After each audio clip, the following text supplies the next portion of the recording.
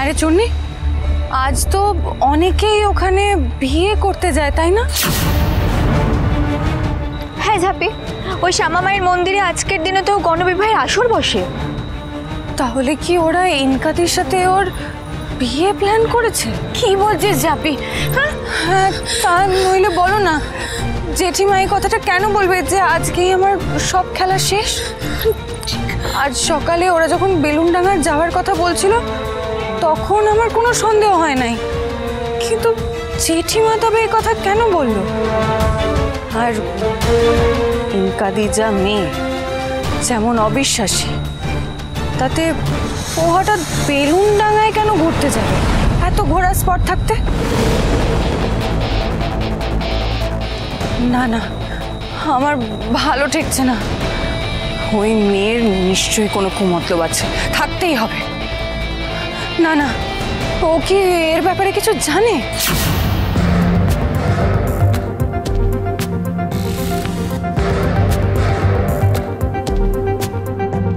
আমার সঙ্গে সময় কাটাবে বলে তো বেরোলে, এখন তো দেখছি কোনো কথাই বলছো না, চুপ করে বসে আছো। ইনকা? হ্যাঁ হ্যাঁ হ্যাঁ। কি হলো, কিছু তো বলো, চুপ করে আছো কেন? না আসলে আমি ফিল করছিলাম, কতদিন পরে আমরা দুজন একসঙ্গে আবার লং ড্রাইভে বেরোলাম বলো তো। খুব ফ্রি লাগছে জানো, মনে হচ্ছে আজকে রাতটা না সারা জীবনের জন্য এভাবে মেমোরেবল করে রাখি।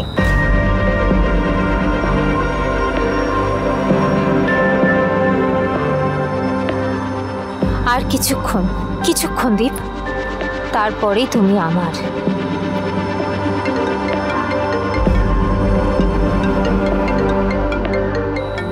ঝাপি,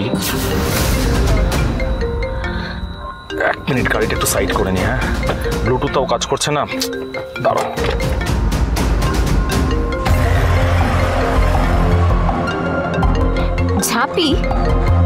ঝাপি আবার কেন ফোন করছে?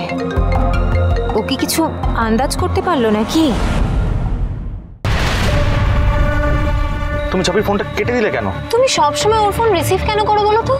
ও তো জানে আমরা দুজন বেরিয়েছি, ও যদি কোনো প্রবলেমে পড়ে থাকে ওখানে হাজারটা লোক আছে সেটা সর্ট করে দেওয়ার জন্য। তুমি সবসময় এরকম হুটপাট করে ওর ফোন রিসিভ করবে না।